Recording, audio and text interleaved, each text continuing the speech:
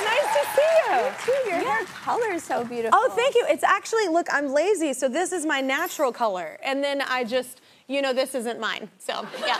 Well, that person's hair is beautiful. It's beautiful. And I bought it, so it's mine now. But happy Mother's Day. Your girl's almost 2, right? Yeah.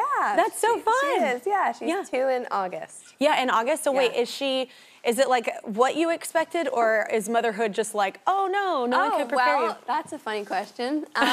No, I mean, it's amazing. I think the funniest thing would probably be like the kind of mother I thought I was gonna be versus what I end up being, you know? Yeah. Like it's a little more messy, a little not as sort of like, you know, like I thought I would never do screen time or like sit in the park and lay and have picnics all day or whatever you think. And then it's like you do like a 10-hour airplane flight and then you're like, here, watch TV. Or just you get home from work and you're like, please watch this, I need a minute. Yeah, exactly. Yeah, no, I thought I would be different too. But it changes because life, you don't account for all the busyness. Yes. And it's a lot. It's a lot, but it's wonderful. It's pretty cool. Well, today is National Sleepover Day. Mm-hmm. What's a fun sleepover you've had since we're celebrating? Well, I have to say, like, I had a really fun sleepover last night because my 2 best friends from childhood are in New York with me. Oh, that's so fun. And we've been friends since we were 3 and 4. Wow. I know. And that's like really good friends. I know, very good friends. Yeah. They're like sisters, and we like all smushed in one bed last night. Yeah. And so I had a national sleepover last Why is this weird? This is weird to some people. Yeah. You in honor of sleepover night? Yeah. But it's like, I have to say, like, it's really nice to do as an adult. Like, you don't really have sleepovers as a grown Well, see, that's where I was going. person. So, see, people think that's weird, but I'm 42, and I'm like, I just went to like Amsterdam, and I'm with like family and friends, and usually we all like bunk up. Like we're like, oh, well, we don't need the whole, like, you know, so usually 2 girls will be in each room kind of thing. Yeah. And then somebody was like, that's weird. And I'm like, is it? I don't think that's weird. It's not weird. It's wonderful. And the funny thing is like now people have so many different ways to sleep. Like I notice when I sleep with adults who are not my husband, like some people will be like, I listen to podcasts or I need a sound machine. And we were going to sleep and it was so quiet and I need a sound machine, like very loud, like in my ear. So I can't think. And no, I need some kind of, I have like rainstorms going on. Rainstorms, farm animals, like anything. Yeah. Wow. I don't want to move. Let me explain that to you. There's a specific, I'll explain. There's a specific, it was actually very funny, because like on the Calm app, I don't know if anyone has that. I can Calm app, There's like rainstorm in the, you know, in the forest, rainstorm on the farm. And I was kind of like, oh, I'll try the farm. Like, I've never tried that one before. Yeah. Normally, I'll do the, whatever, the forest or the window. And I put it on. And it's like, it's rain on the farm. And then, like, slowly, like, the farm animals will start, like, mooing. And then, like, a rooster. This does not sound calming. This is not a rooster will start, you know, whatever that is. I'm going to 100% go home and Google this tonight. It's so funny. Yeah. Well, I found this interesting. I did not know this about you. You sang on a Lady Gaga record? It's funny because I sang on an Orville Peck record, but it was a Lady Gaga song.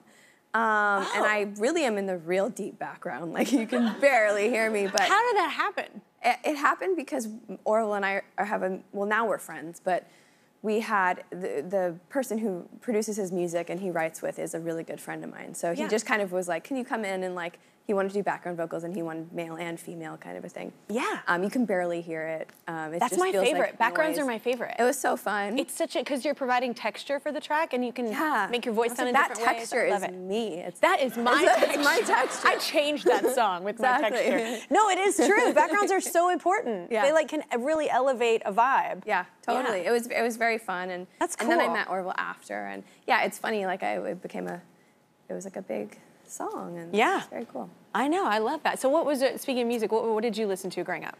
Oh my gosh, I listened to, well, it depends on what age. Okay, like really young, what'd you really young, like 8 to 10. Well, I loved, I mean, I will say this every interview I ever do, but I loved Hanson. Bop, all right. Loved Hanson, Spice Girls, It's a very talented band, by the way. It's more than just bop. I did hear, we've covered them before, and I was like, wow, they're great musicians. By the way, they're incredible musicians, and I knew this as a kid. I was like, they're so talented. I was ahead of the game. I was ahead of the game. I was like, this is not just a boy band. They are very talented musicians. Yeah. They really are. I know. Yeah. And I guess, like, Hanson was the big one. Spice Girls we loved. What else? Like, Jewel. You love some pop? Oh, well, yeah. I loved Jewel. That was my first tape. Yeah. I had a Jewel tape. I'm older. Mine was Paula Abdul. Okay. Yeah. That's cool. Yeah, it is pretty cool. Yeah. It was black. I thought it was so cool. Yeah. She's got 2 projects out right now. One is Under the Bridge on Hulu. The other is called Sasquatch Sunset, which is on demand starting May 14th. Here is what Riley looks like in Sasquatch Sunset. I'm really interested. It's interesting. You censored my. You censored the. We thought that Sasquatches might be offended, so we censored the Sasquatch boobies. Boobies is a funny word. So anyway, I was like, why did I say that on TV? I did it. Did you ever see Harry and the Hendersons? I did. Okay. I did. This is like the family. It is. It was one of the films I watched before shooting this movie. I know, I watched it as a child. I loved it. Yeah, I mean, there's not like a lot of Sasquatch research to do. Yeah. So that was one of them. To dive in. Yeah, I mean, surprisingly on YouTube, there's a lot of Sasquatch there's a lot of people footage in the wild. So that was helpful as well. I have a lot of trail cams up on my land. I've never seen a Sasquatch, just letting you know. So what was it like to be in that role? Like, you had to do some kind of prep, though, I hear, like for movement? We did Zoom prep at first, which was funny, and that was just sort of getting the hang of the Sasquatch walk. And now, how does one know how a Sasquatch walks? It's a good question. We sort of based it off there's a famous 1970s video of a Sasquatch sighting, and I don't know if you've seen it, but it's like he's walking through the it's like black forest and white, and they have yeah, and then he kind of looks over his shoulder, and it's like it's kind of what the shape that all the Sasquatch stuff, like if there's a pin or a hat and they're walking, it's the sort of like position they're in. So we took that and worked backwards from that, and that became that sort of famous video, and that became the walk that we were trying to do. And then we went into like what we call a Sasquatch boot camp. I love your job. I know, it's really interesting.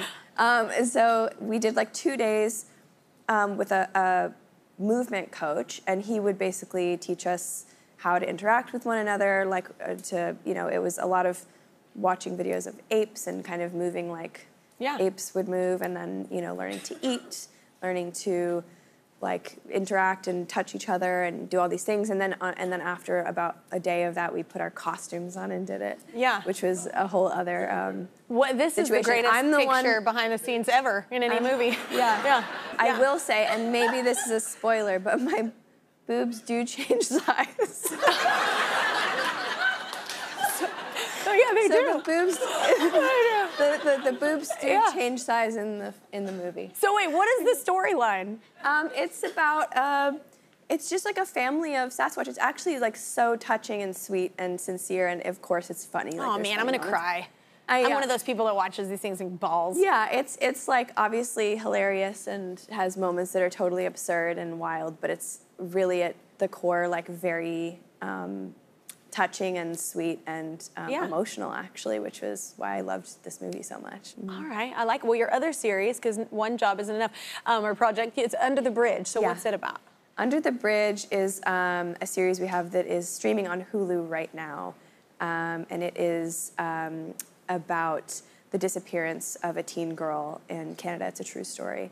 In the 90s, and sort of... it's a horrific story. It's a horrific story. Yeah. And it was very famous in Canada, not as known here.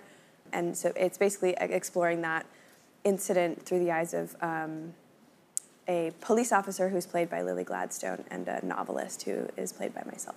Yeah, it's such a hardcore story. You're executive producer as well on this, right? So how did you pick this project? It just seems so intense, the story, especially like having kids. Like, it's very, definitely. Well, it's funny because I'm not somebody, it is by genre true crime, like it is a true crime show, but I was a little bit hesitant to do that genre.